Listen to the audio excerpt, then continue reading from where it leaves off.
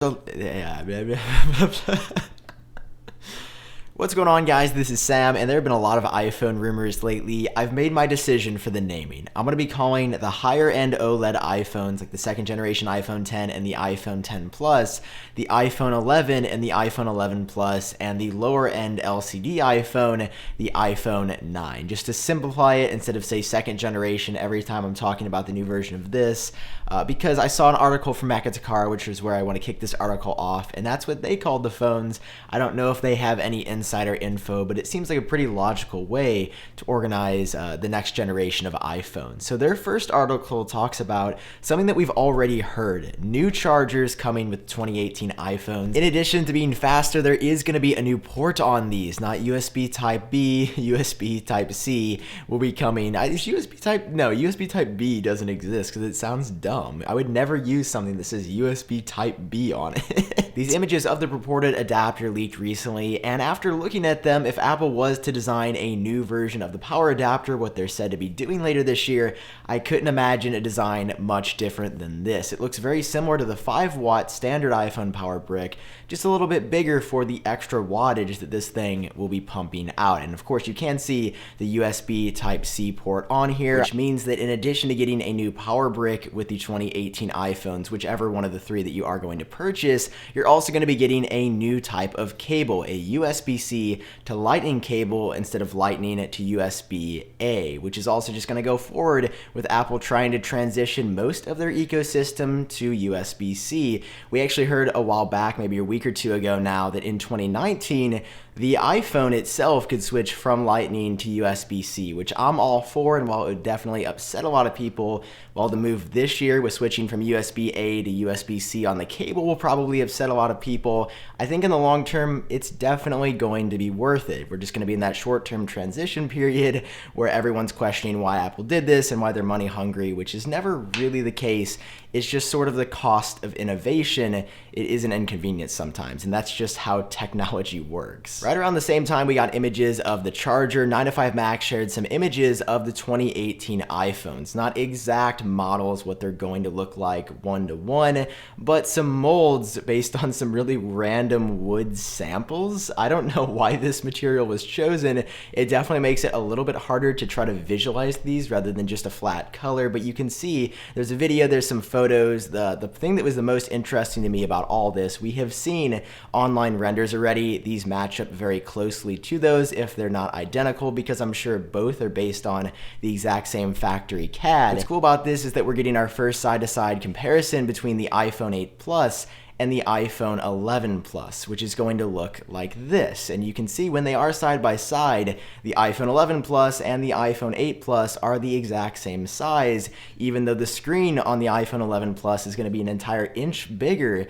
than on the iPhone 8 Plus. iPhone 8 Plus had 5.5-inch screen, iPhone 11 Plus had a 6, or is going to have a 6.5-inch OLED screen. So that was a cool comparison. You can really see, while the body size will remain the same from 2017 to 2018 for Apple's plus-sized iPhone, the contents inside can get a lot bigger now. And then we also get a comparison of the 5.8-inch OLED iPhone to the 6 to 6.1-inch LCD iPhone, and you can see the LCD model is clearly bigger. It has a larger body, and you can't really see it from these mock-ups or like printed out versions of the iPhone, but in the renders online, the bezels on that cheaper LCD iPhone, cheaper as in it's still going to be between $600 and $700, they are thicker. You just can't really see that from this video because these aren't that detailed. They're pretty much just 3D printed molds of how they're going to look with this really weird wood material. So the biggest takeaway from this for me was, once again, the fact that we are seeing side by side iPhone 8 Plus, iPhone 11 Plus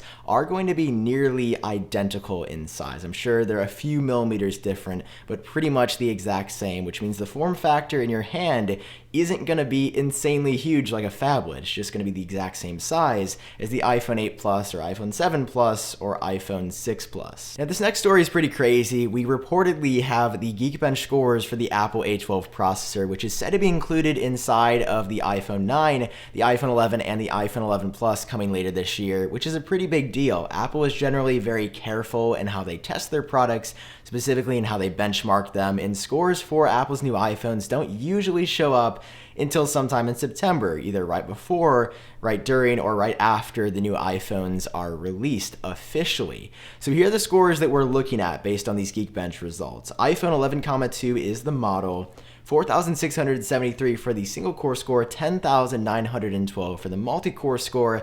And based off of Geekbench scores that people were getting for the iPhone 10 back in like October or November on iOS 11 or 11.1 or 11.2, this is roughly a 10% increase, but that's based off like I think a 10,200-ish multi-core score.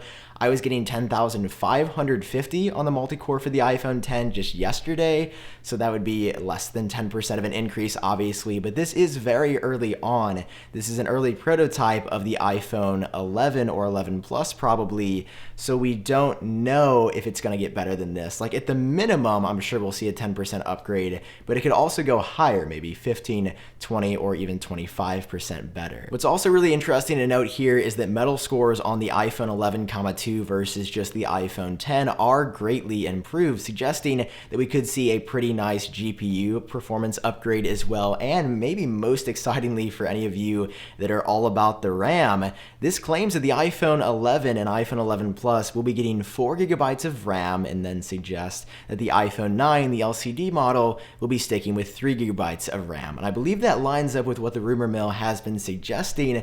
But 2018 iPhones, the two higher end models, could have 4 gigabytes of RAM now, which is crazy considering that Apple was barely giving us, I think, 1 or 2 gigabytes of RAM like 1 or 2 years ago. So that should be a big upgrade as well. If you combine Apple's great RAM management already with just more RAM in a phone for around $899, $999, that's just going to be more of an added bonus or incentive to upgrade to the iPhone 11s on what looks like is going to be largely an S year. Like, we're not seeing an entirely revamped design like we saw with the iPhone 10. We're seeing some nice marginal upgrades that will incentivize some people to upgrade, but not all. And adding 4 gigabytes of RAM to the list alongside a better processor and probably better cameras and maybe a better screen is just going to make the purchase more worth it in the end. The last story that I want to talk about in this video relates to dual SIM functionality. That's something that we've heard rumored time and time again for, at the very minimum, just one new iPhone this year. But according to the 21st Century Business Herald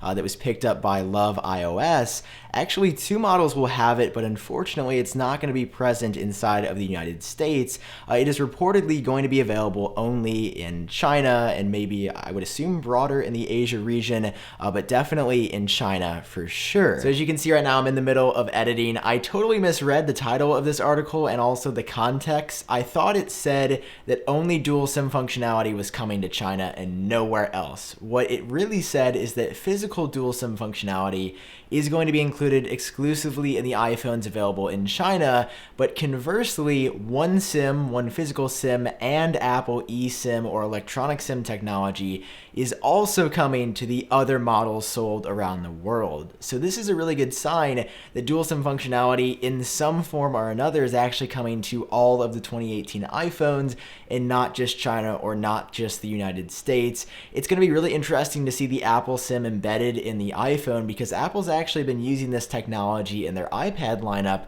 for a number of years, and I haven't heard any glaring issues with it. Apparently, the eSIM functionality instead of the actual SIM works incredibly well. And based on this report, it should be coming to 2 of the iPhones in 2018. Now, hearing 2, we know there's going to be an iPhone 11 and an iPhone 11 Plus. They are going to be more expensive, so I couldn't see Apple putting it in the LCD model and then one of the OLED models.